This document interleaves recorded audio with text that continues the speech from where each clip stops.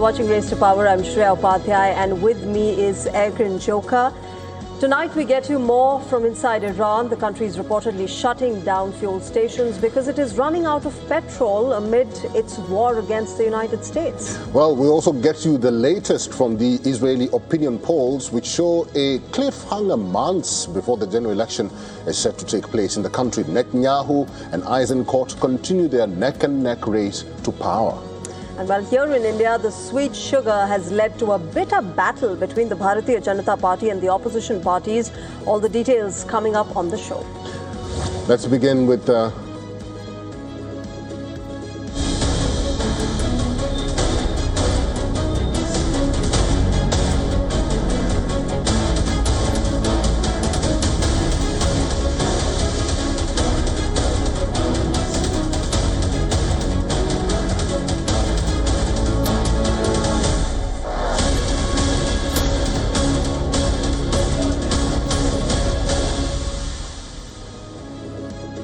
Let's begin with what is making headlines across the globe. And rivalry between Russia and NATO has entered a new phase, and this time it's beyond the realm of conventional war. European countries are accusing Moscow of unleashing hybrid warfare. A tactic that blends limited kinetic action with non-kinetic operations like cyber attacks, disinformation and economic coercion to destabilize an enemy without starting a full-scale open war. A recent surprise visit by the CIA chief John Ratcliffe to Russia reportedly focused on the same issue. As per reports published in the American media, the chief of America's external intelligence agency has warned Moscow against attacking NATO countries. These reports come at the heels of an intelligence assessment which raised the possibility of limited Russian military venture to test NATO's resolve.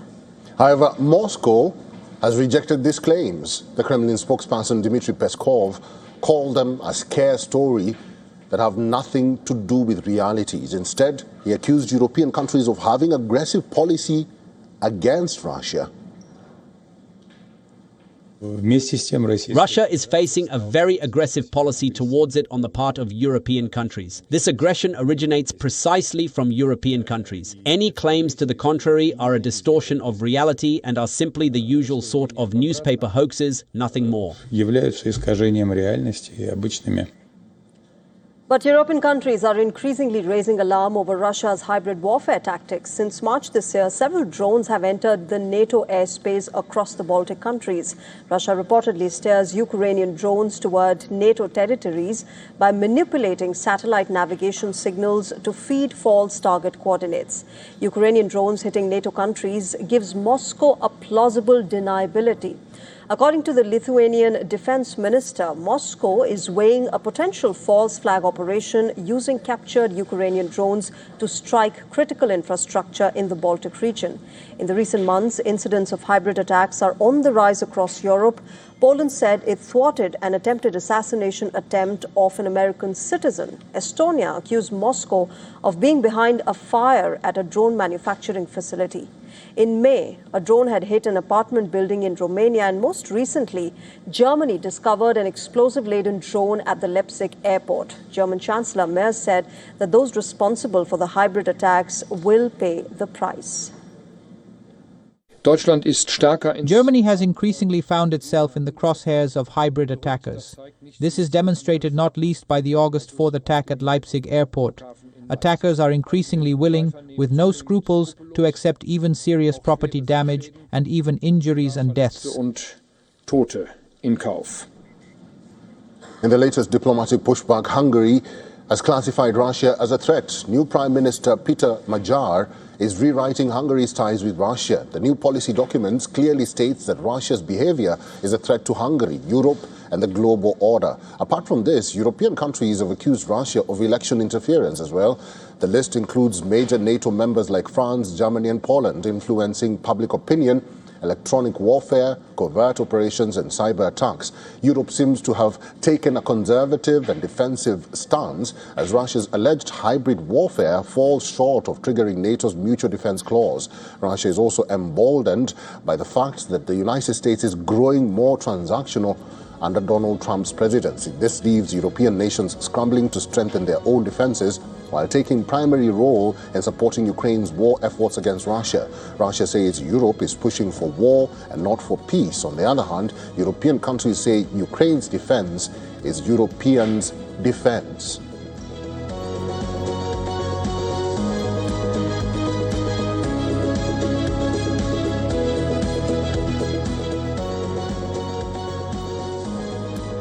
Mr. John Erath is a Senior Policy Director for the Center for Arms Control and Non-Proliferation. He's now joining us live from Washington, D.C. Mr. Erath, it's good to see you. Thank you very much for your time.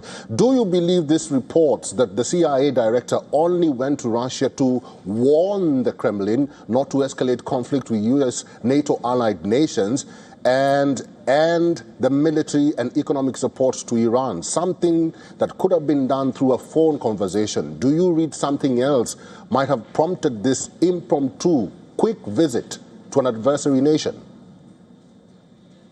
The visit to Moscow was obviously prompted by something more. Usually, if a CIA director or similar official would go to Moscow, it would be to share some concrete intelligence, either a threat to Russian citizens or a threat by Russian citizens to U.S. or NATO interests.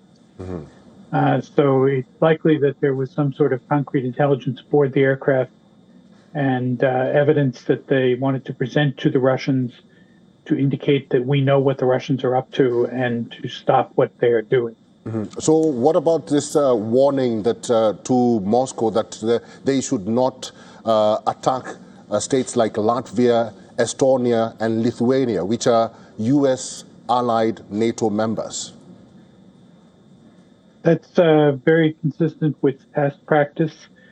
When Russia has posed threats to those countries in the past, there have been warnings from Washington. This one's a little unusual in that it was carried out in person by the CIA director. So that indicates that there was some sort of concrete intelligence aboard the aircraft. And so, Mr. Erath, would Russia and Vladimir Putin be convinced of, perhaps with all the speculation that's going on that, Russia might use and end up using a nuclear weapon against one of the countries, if that be the end resort? Would it be convinced not to use it and not to escalate this further, even if it doesn't use a nuclear weapon? When you say use a nuclear weapon, you mean explosively.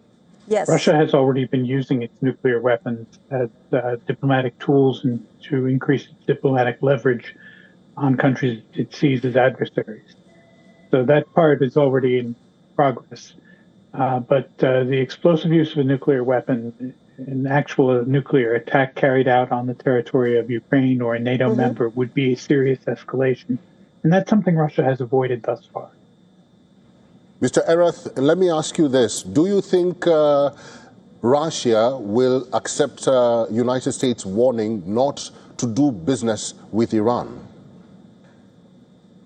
That's it's a difficult question to say because we don't know what the nature of the warning was, and we don't know what the nature of the business Russia was doing with Iran was. It's likely that Russia will continue to follow its own interests. It will do business with Iran where it sees that there is an advantage to Russia in doing so. And that advantage could be simply to keep the U.S. occupied there and to keep the U.S. busy and doing other things and not interfering in Russia-Ukraine war. But it's possible that Russia is trying to send a message to the U.S. that if you interfere with something we consider our business, Ukraine, we will interfere with yours. So they could be doing something with Iran. So which is perhaps, it has been overlapping, Mr. Erath, for some time now since the two wars have been going on simultaneously, and that overlapping has been happening. But as far as the Russia-Ukraine war is concerned, do you see it coming to its logical conclusion and some of the issues getting resolved anytime soon, considering the fact that President Donald Trump has been pressuring the Russian side as well? It would be very nice if the war could conclude soon. I remain something of a pessimist on this. I don't think that either side has exhausted their options, and both sides still see the prospects of an early peace as being detrimental to their interests, that there is more to gain by continuing to fight than by making an early peace. So I don't see that there is an end to the war coming anytime soon. It is likely that the fighting will continue until one side or the other sees that it is losing, that it will lose more by continuing to fight than by concluding peace. So far, that side seems to be Russia. Russia has done very badly. They have lost territory this year, and they've lost the initiative on the ground in many ways. So it could be, but Putin is trying these things very logically to maintain Russia's position and to maintain Russia's gains thus far in the war. All right, Mr. John Ereth, we'll have to leave it there. Thank you very much for your time and for talking to us today. Thank you for inviting me. All right, let's move on, Eric, and talk about what's been happening inside Iran. There's a lot of pressure on Iran as well. Lines have formed outside Tehran's petrol stations from midnight as a daily shortfall met with panic buying, while officials denied a shortage and said that prices would have to change without clarifying when or by how much. Long queues stretched for kilometers outside petrol stations in Tehran and other Iranian cities in the early hours of Thursday as a daily fuel shortfall collided with a surge in panic buying, and government officials simultaneously confirmed that petrol prices will rise without specifying when or by how much. Videos posted on social media showed lines of vehicles forming in the capital and nearby city of Karaj around midnight on Wednesday and lasting into the early hours, with several stations closing before demand could be met. Officials attributed the surge to rumors of shortages, but the scale of the disruption and the announcement of a price increase suggested a growing structural problem. The shortfall of 15 million litres per day is a result of U.S. sanctions that have curtailed imports, U.S.-Israeli strikes on Iranian refining infrastructure, and the naval blockade of Iranian ports that has been in place since the war began on February 28th. The National Iranian Oil Products Refining and Distribution Company has said that consumption in Tehran province had risen 30%, but it insisted that the supply chain was stable. However, the National Iranian Fuel Distribution Company confirmed that average daily distribution rose from 138 million litres in Mordad to 150 million litres, calling the shortage rumours baseless and unfounded, and urged drivers not to queue unless their tanks were genuinely close to empty.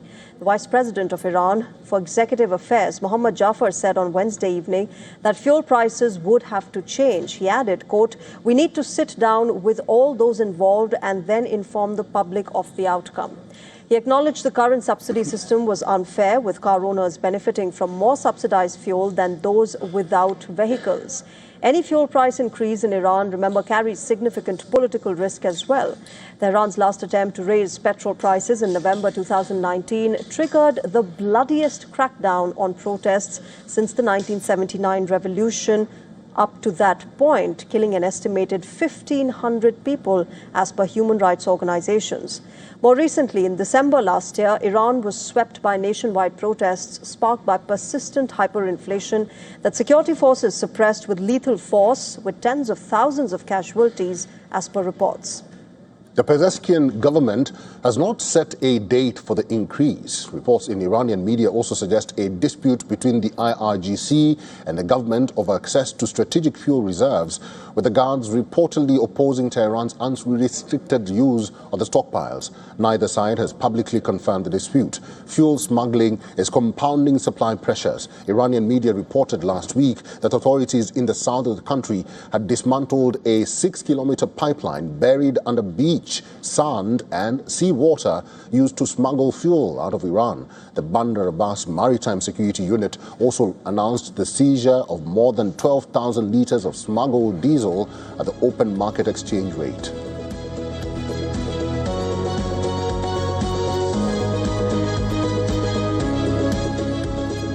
Well, from Iran, let's talk about Israel. The election season is gaining momentum in the country as popularity polls keep releasing numbers on where the voter mood stands. Incumbent Prime Minister Benjamin Netanyahu and his key political rival Gadi Eisenkot remain neck and neck as far as popularity is concerned. Polls show one or the other in a narrow lead, raising questions on Netanyahu's political future. Amid several active war fronts and the hesitance to agree to peace deals, a recent poll for I-24 News, conducted via the Direct Polls Institute, presents a fractured mandate as well. This new poll projects 59 seats for the coalition that also includes Winter, 49 seats for the opposition and 12 seats for the Arab parties. If the elections were to be held today, Prime Minister Benjamin Netanyahu's Likud party would receive 26 seats. The Yashar party, led by Gadi Eisenkot, would receive 23 seats. Officials are reportedly discussing a broad unity government with Yashar leader Gadi Eisenkot. One option would see Benjamin Netanyahu serve first, followed by a rotation in which Eisenkot takes over as Prime Minister. However, the main challenge is trust. Eisenkot would need guarantees that Netanyahu would honor the rotation deal, unlike the 2020 agreement with Benny Gantz, which never saw Gantz become Prime Minister. Well, amid the election fever, Netanyahu has remained defiant on expanding the settlements into the occupied West Bank, claiming that the Palestinian region belongs to Israel. He called for a very large immigration wave into West Bank while addressing Israeli settlers at an event on Tuesday this week. Now remember that Israel's settlements in the occupied West Bank are illegal under international law and even Israel's own law. However, under Prime Minister Netanyahu, the approval and legislation of these very settlements has witnessed a steep increase. Netanyahu's expansionist claims may be globally condemned, but they sit well with his right-wing alliance partners who have kept his government afloat. The Israeli Prime Minister leads what analysts call one of the most right-wing governments in the country's history. Well, Netanyahu's government, which contains ministers who openly call for the territory's annexation, is advancing more construction ahead of the October 27th elections. But even leaders of Israel's close ally are warning him against this move. Last week, key European leaders condemned a major settlement project after Israeli authorities opened bidding for more than 1,200 homes in the area.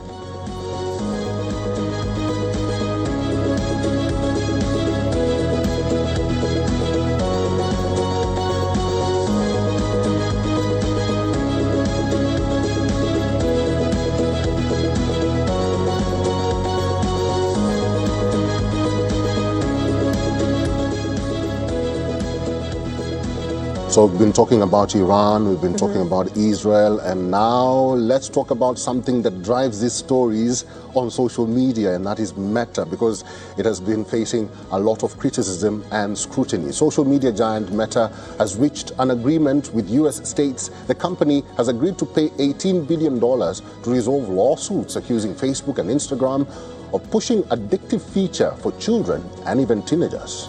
Well, 29 American states also accused Meta of misleading users about safety of its platforms and collecting children's personal data without parental consent.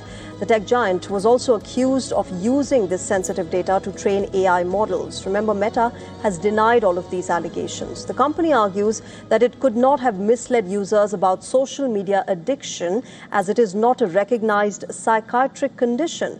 However, it has agreed to tighten safety rules for teenagers under the settlement agreement. This is significant because Meta holds control over a significant share of social media user base. It is the parent company of three of the most used social media applications, that's Facebook, Instagram, and WhatsApp. For teen accounts, many safety restrictions will now be switched on by default and cannot be changed without permission from a linked supervising parent. Parents will also be able to see how much time their children spend on these apps, as well as their social connections and which accounts are messaging them. Meta will also introduce default limits on app usage, including a night mode that restricts the use and notifications between midnight and 6 a.m. and a school mode restricting the use between 8 a.m. and 3 p.m. on weekdays during the school year. The company will also limit features linked to social comparison, including hiding like counts by default for teenage users.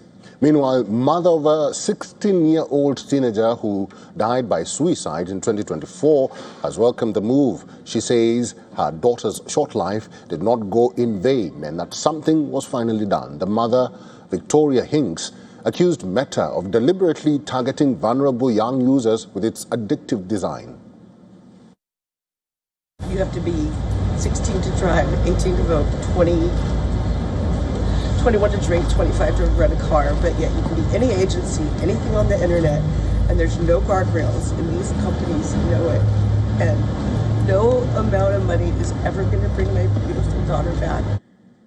The case had emerged as one of the highest profile legal challenges to the social media industry's impact on young users. California's Attorney General Rob Bonta called it a significant victory for families across the country. This is a significant victory for families across the country, for parents, for children, for those who are suffering in silence and those who are suffering in public. This is a major breakthrough, a milestone moment, a watershed moment, because when it comes to protecting our children's mental health, there is no time to lose. Meta has also called on TikTok and YouTube to introduce similar protections for teenagers, saying the industry should take a more consistent approach to young user safety.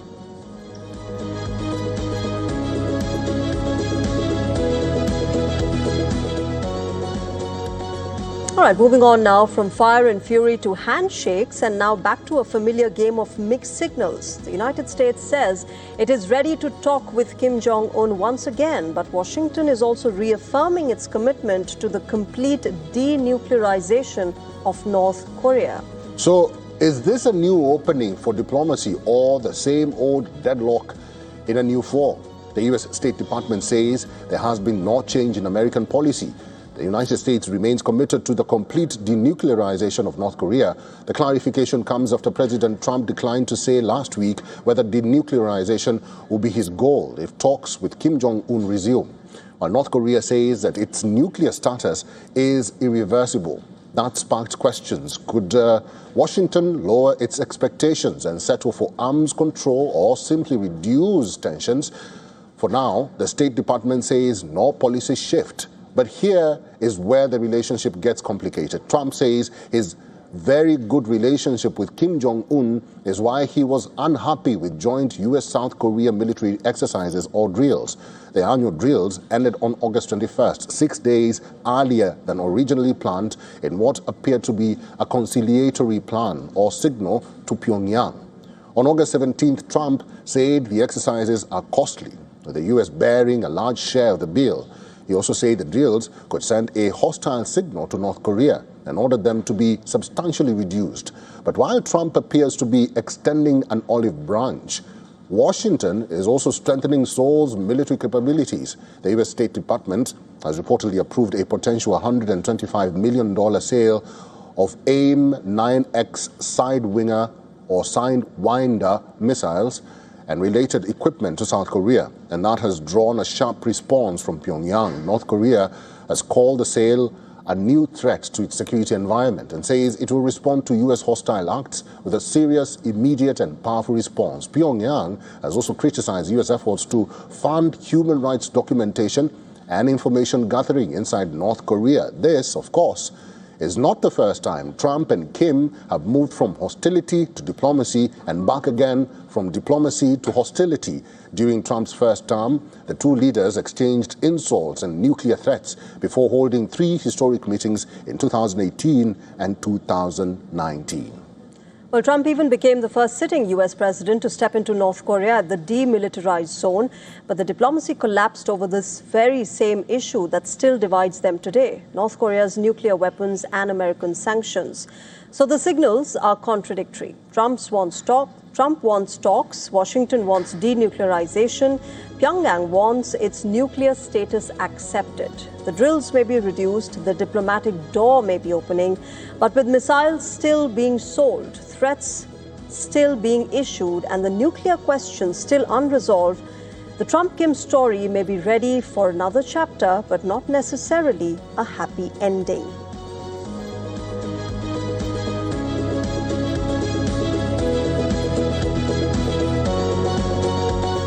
Well, that ping-pong between Washington and Pyongyang takes us to our first break on Race to Power. You are watching WION World is One. Stay with us. We'll be right back.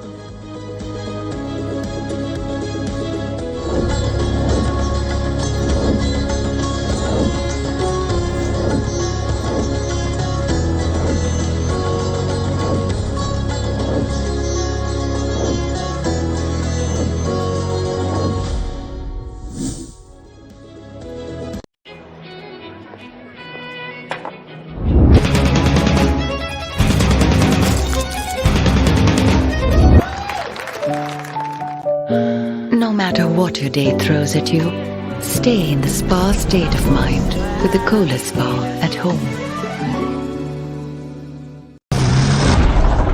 The architecture of war is changing. Geography is no longer a shield. The battlefield now stretches from sea to space. Meet the veterans, industry stalwarts, and innovators.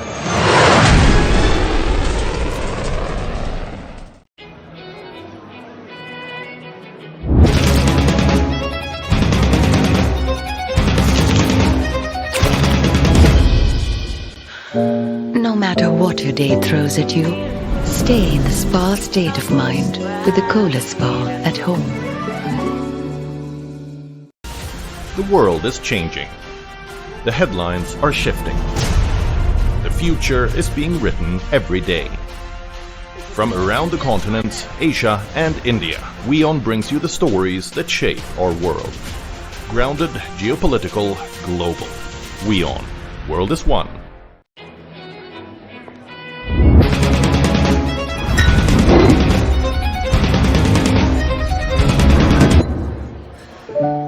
No matter what your day throws at you, stay in the spa state of mind with the Cola Spa at home.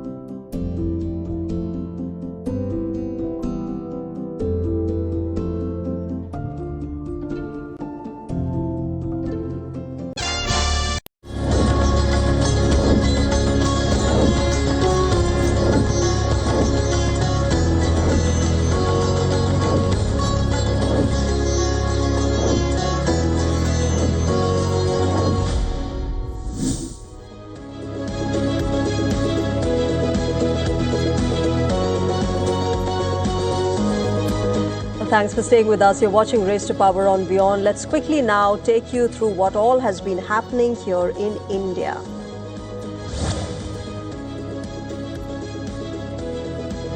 Well, for years, ethanol was presented as part of the answer to India's sugar problem. Ethanol was seen as a way to absorb surplus sugarcane, improve the finances of mills, and reduce the country's dependence on imported crude oil.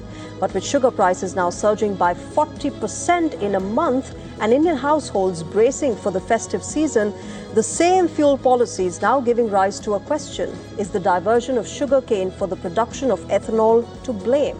Well, amid the political uproar with the opposition blaming the cane diversion to ethanol production for the sugar crisis, the government clarified, stating it is monitoring the situation closely and cited a combination of factors that impacted the surge, including lower than expected domestic production, increased demand ahead of the festive season, weather-related damage to the sugarcane crop, tightening global sugar supplies, and speculation and hoarding by some sections of the industry. Retail sugar prices have climbed to around 65 rupees per kilogram, while several quick commerce platforms and offline retailers have started limiting how much consumers can buy. Platforms including Blinkit, Zepto and Swiggy Instamart have imposed product-specific caps, while some offline outlets are reportedly restricting purchases to around 2 to 3 kilograms per customer. The restrictions come ahead of festivals when households, sweet shops and food businesses typically increase sugar purchases. Well, the price rise is being driven by tighter supplies and stronger seasonal demand. Excess rainfall, waterlogging, deficient rainfall in some regions and crop diseases have all affected production in key sugar-producing states. At the same time, around 800,000 tons of sugar exports have added to domestic supply pressure. Packaged food manufacturers are also facing higher input costs, with several companies considering 5 to 6% price increases if sugar prices remain elevated. The government, meanwhile, has responded with measures aimed at increasing domestic availability and preventing hoarding. It has allowed 1 million tons of raw sugar imports duty-free under a tariff rate quota. Importers have been given 2 months' time from the filing of the bill to the entry to process the raw sugar and sell it domestically. Sugar exports have been restricted until the 30th of September, while dealers face stock limits of 400 tons and cannot hold stocks for more than 30 days. The government maintains that ethanol diversion was not the main reason for the price rise. The key question now is how quickly additional supplies reach the market and whether that can bring prices down before the festive demand peaks.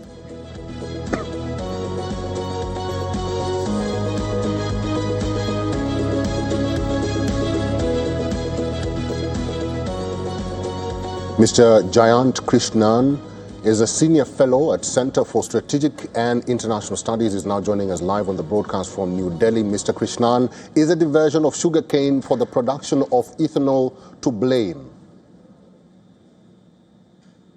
See, I principally don't think that's a prime reason. If you look at the total amount of sugarcane syrup and molasses that's getting diverted towards ethanol blending, that's only about 2%. 10%, 10 to 12%. It was 12%. It has come down to 9 to 10%. So yeah, to some extent you can blame it to the E20 ethanol blending. But largely, if you look at, there has been a production drop in sugar itself, right? There was a forecast of 343 lakh tons in the year 2025-26. It fell to 306. So more than about 10 to 15% of production fall happened vis-a-vis the forecast, and that is attributable to a variety of reasons like excess rainfall, waterlogging, crop diseases, and so on and so forth. So I think let's also understand sugar in our country, in India, is a very cyclical kind of an industry, right? In the sense that for a couple of years, if the going is good, suddenly then there is a glut in the market of sugar, and then the prices go down. When the prices go down and both farmers and sugar mills are not able to sell the yield at a good price, then the farmers divert the sugarcane production to some other crop, And when that happens, again, the next year, there is a shortfall in supply of sugarcane and hence sugar, and then, the crisis starts. So this has been happening for several years. Uttar Pradesh and Maharashtra, these are the two largest sugar producing states in our country. And both these states, have seen this kind of a pattern of a cyclic nature in the sugarcane industry, And it's not a small industry. If you look at, there are almost 5 crore, which is 50 million farmers are directly dependent, on sugarcane farming in the country, and 5 lakh, which is 500,000 factory workers, they work in the sugarcane factories, So I think you mentioned about ethanol, but there's one more category. There's also, part of the sugarcane industry also produces bagasse, right? That's also diverted to, co-generation of electricity and so on and so forth. So there are a variety of reasons for what this crisis is. Mr. Krishna, you said this is, a very cyclical thing to happen. It's a cyclical nature of sugar production, and therefore, the government could have, prevented this hike, considering the fact that the production has been declining steadily since perhaps 23-24?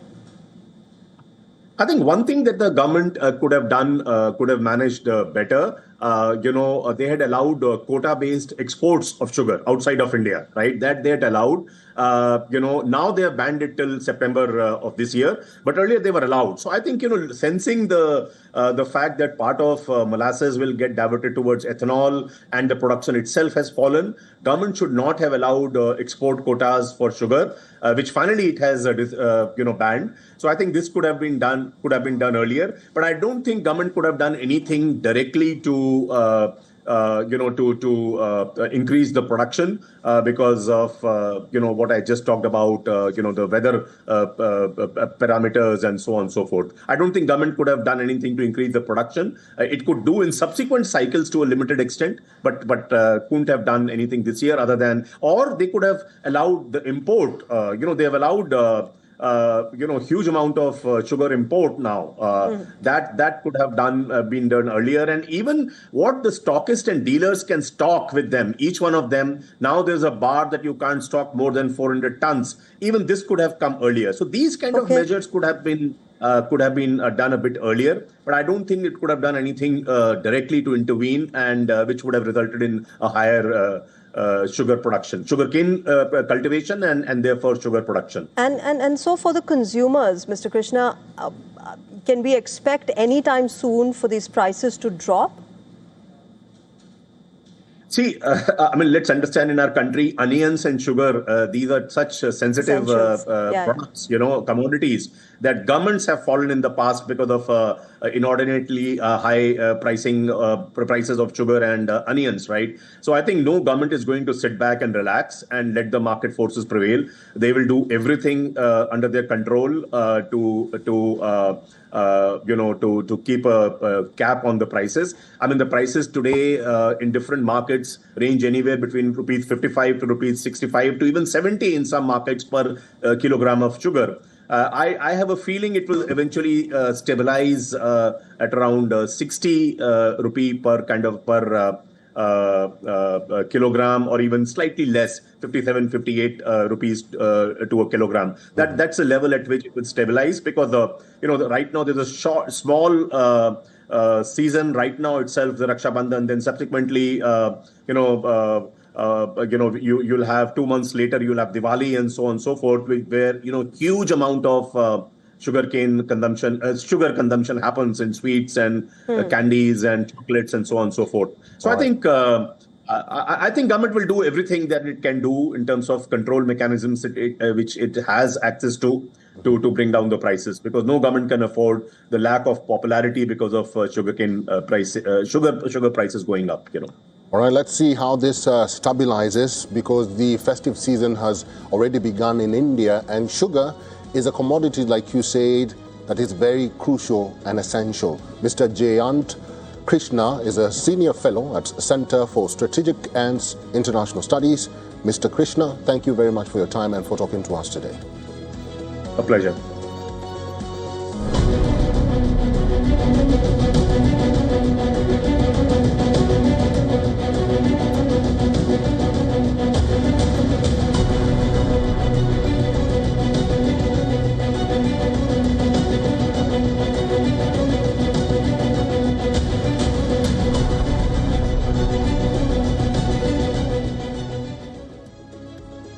Well, youth across India have taken to the streets in the last 2 months, protesting against corruption in various competitive and recruitment examinations, and their anger compelled the political parties from the Bharatiya Janata Party to the Congress to reach out to them.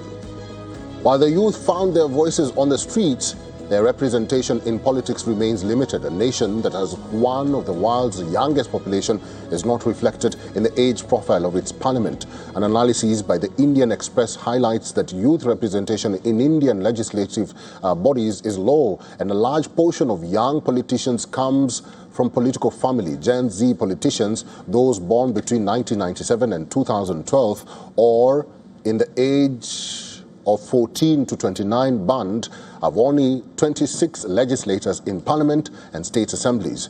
Half of them are political dynasts, or 5 or 6 Gen Z Lok Sabha members of parliament and 8 of 20 MLAs in this age group. The minimum age to contest an election is 25. That means a chunk of the Gen Z demographic cannot contest. But even among those who are 40 or younger, 37.8% or 145 of 384 are dynasts. Of its 240 Lok Sabha members of parliament, the BJP has 9 in the under 40 bracket, and of them 5 are dynasts. The Congress has 98 members of parliament, 7 in the under 40 bracket and 4 in the dynasts bracket. 7 of the Samajwadi Party's 37 Lok Sabha members of parliament are in this category, and 6 are dynasts. 4 of the Telugu Desam Party's 16 members of parliament are under 40, and all of them are dynasts. The BJP, in power in 22 states and union territories, either directly or as part of an alliance, has 1,811 MLAs. Of them, 121 are in the 40 and under age bracket, and 41 are from political families. The Congress, whose footprint has shrunk in the recent years and now rules only 4 states and a 5th by alliance, has 662. Of them, 52 are 40 and under, and 23 are dynasts. The shadow of dynastic politics continues to loom large. The challenge ahead is not just about making Indian politics younger, it's about making it accessible to those who are outside the political elite. Whether the system will truly democratize remains to be seen.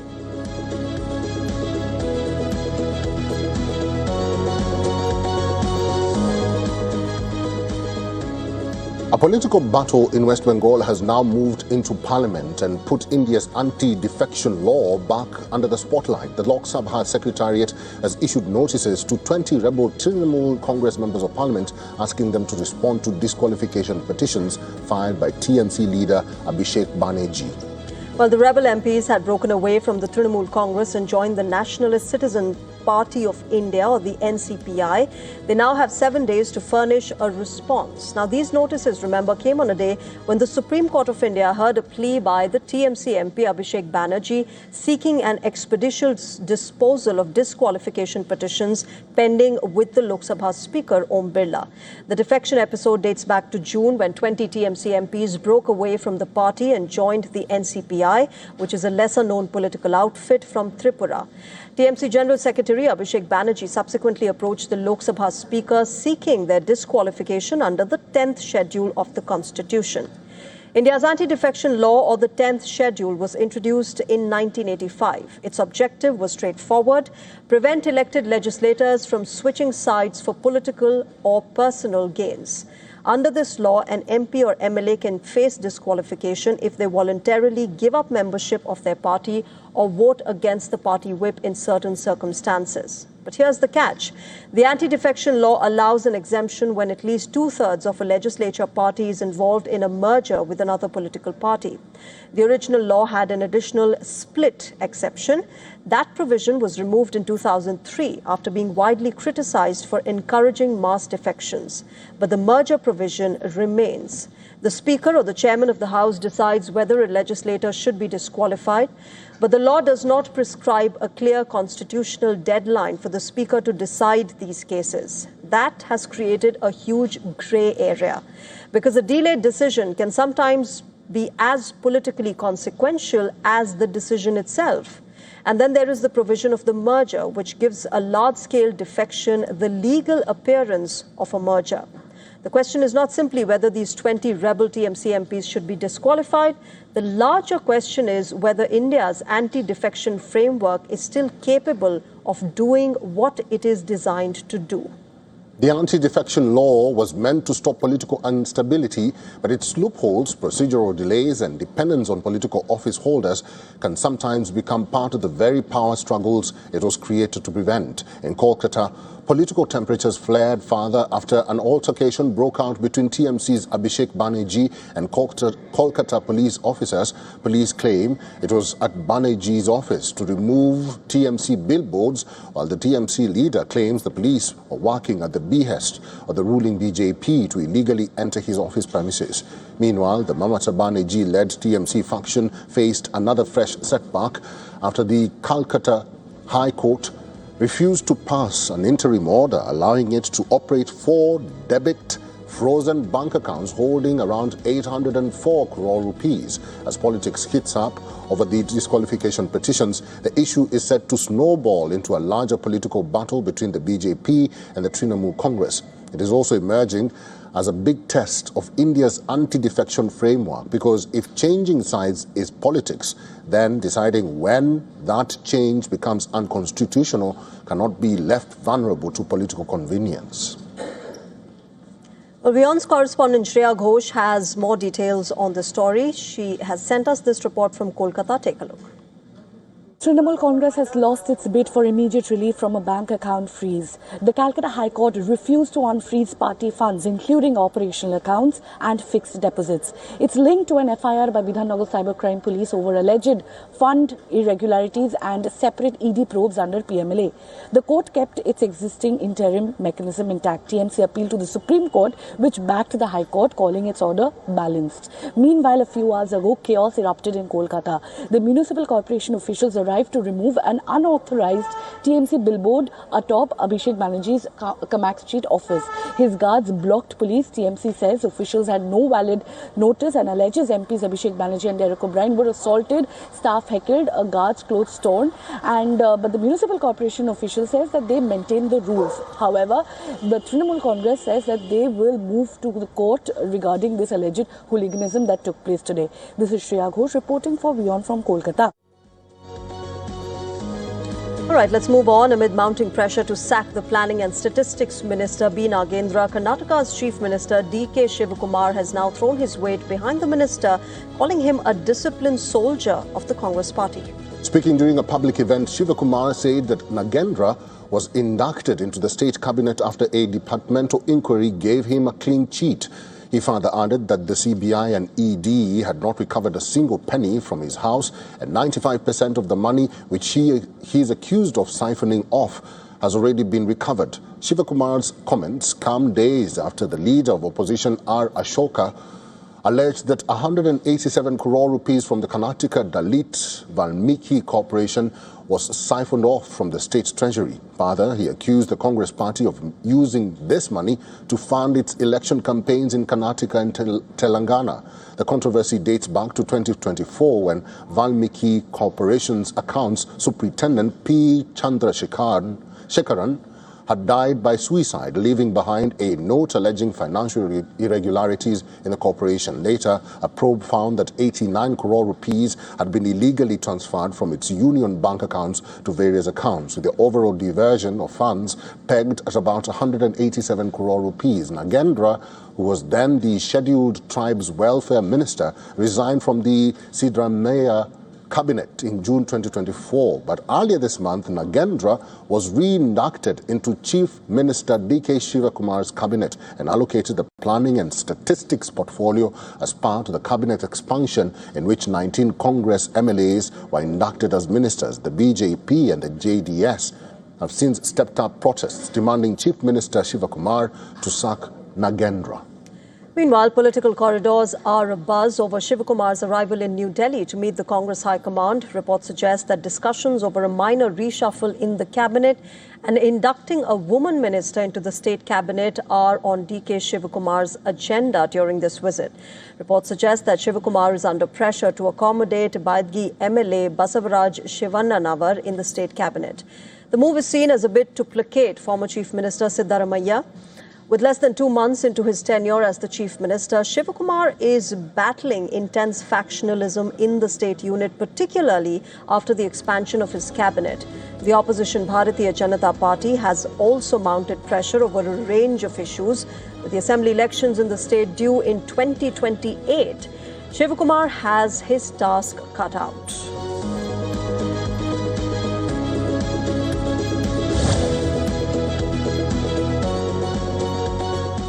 Let's shift our focus to the wider Asia. China and the United States have once again locked horns over Washington's hacking accusations against Beijing. The allegations come from high-ranking officials after American federal agencies became a target. Well, the latest report emerged on Wednesday this week after American authorities said that they disrupted a hacking operation, including intrusions and cyber attack attempts against sensitive government agencies. The U.S. blamed this hacking operation on the Chinese. FBI Director Kash Patel also made a statement confirming a hacking attempt. Patel cited disruptions by a, quote, global botnet and hacking platform used by Chinese state-sponsored hackers to target America's critical infrastructure. Attorney General Todd Blanche also said in a statement, and I quote, U.S. federal law enforcement investigated and disabled the People's Republic of China's malicious software, the latest in a series of technical operations to dismantle indiscriminate hacking activities sponsored by China. The targeted entities mentioned by American officials include the Department of Justice, NASA, the Federal Reserve, the U.S. Senate, the U.S. Department of Energy, Department of Health and Human Services, and the National Institute of Health.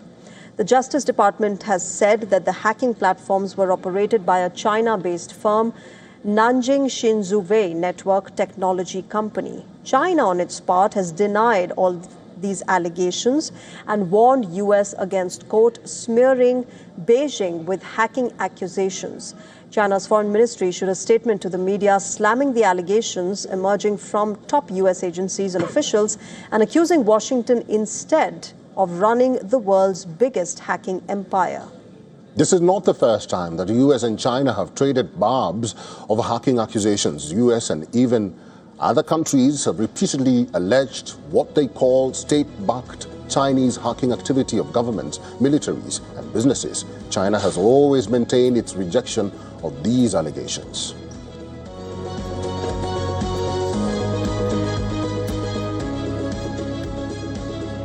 And while shifting our focus now, human rights situation in Pakistan is once again in focus. Forced conversions, child marriages, and overall condition of minorities living in Pakistan remains a point of concern. This time, U.S. lawmakers have highlighted a forced conversion case of a Christian girl in Pakistan. Bipartisan group of 11 U.S. lawmakers, including Republican representatives from New Jersey, Chris Smith, called on Pakistan's governments to protect the safety and fundamental rights of Neha Fakir, who is an 18-year-old Pakistani Christian woman allegedly abducted and forced to convert to Islam. In a subsequent press release, Chris Smith said, and I quote, the circumstances surrounding Neha Fakir's disappearance and subsequent conversion raise profoundly troubling questions about her safety, freedom of religion, and ability to exercise her rights without coercion or intimidation. Smith and 10 other members of Congress sent a letter to Pakistan's Federal Minister for Law and Justice, Azam Nazir Tarar. The lawmakers expressed concerns over Fakir's case and urged the government of Pakistan to take appropriate action to ensure a just resolution of the matter. The members also pointed to various articles of Pakistan's own constitution which guarantees freedom to profess, practice, and propagate religion. It also guarantees equality before the law, but constitutional provisions and reality on the ground presents a contrasting picture. Let's dive deeper into Pakistan's human rights record, especially when it comes to forced conversion and child marriages. In the year 2025, 80% of total cases of forced conversions cases are concentrated in Sindh. Rest 20% were reported in Punjab. Out of all these cases, 75% involve conversion of Hindu girls. Remaining 25% are Christians. Most cases of forceful conversions happened with girls below the age of 18. This is very common in Pakistan. According to estimates by the United Nations, 18.9 million girls in Pakistan are married before the age of 18. In its written submission to the United Nations, International Support for Human Rights claimed that non-Muslim girls face a multi-layered matrix of vulnerabilities in Pakistan. It also added that in one of the cases, family recovery attempts were systematically blocked by regional religious figures claiming her conversion and marriage were voluntary, despite clear evidence of coercion.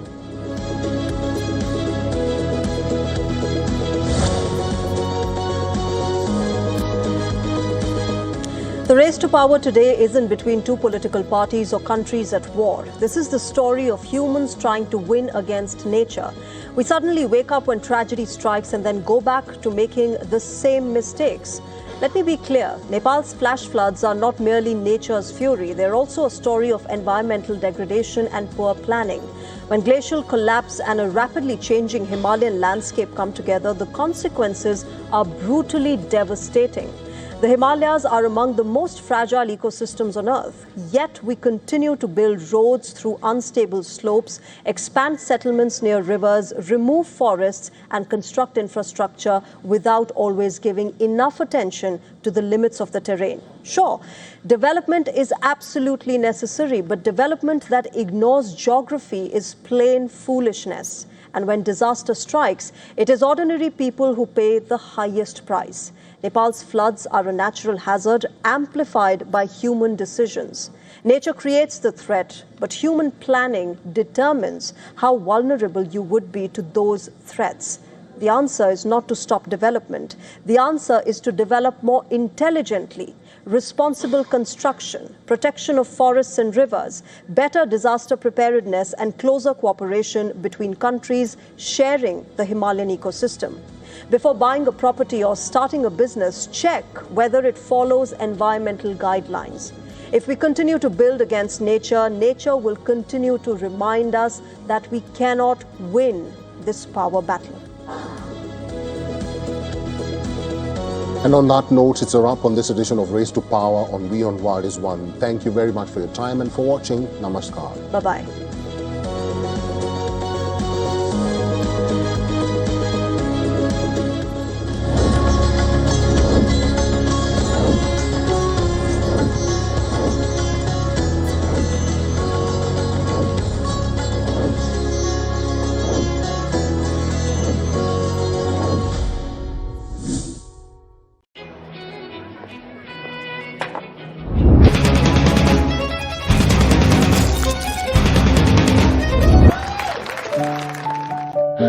No matter what your day throws at you, stay in the spa state of mind with the Kohler Spa at home. The architecture of war is changing. Geography is no longer a shield.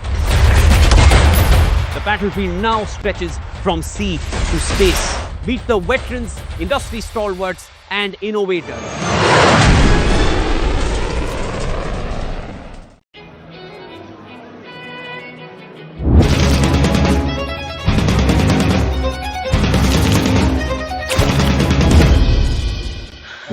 No matter what your day throws at you, stay in the spa state of mind with the Kohler Spa at home.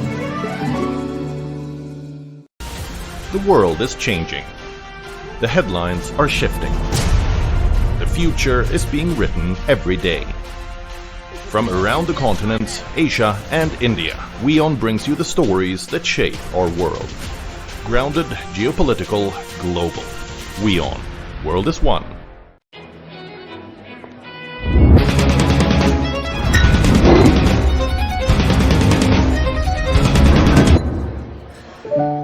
No matter what your day throws at you, stay in the spa state of mind with the Kohler Spa at home.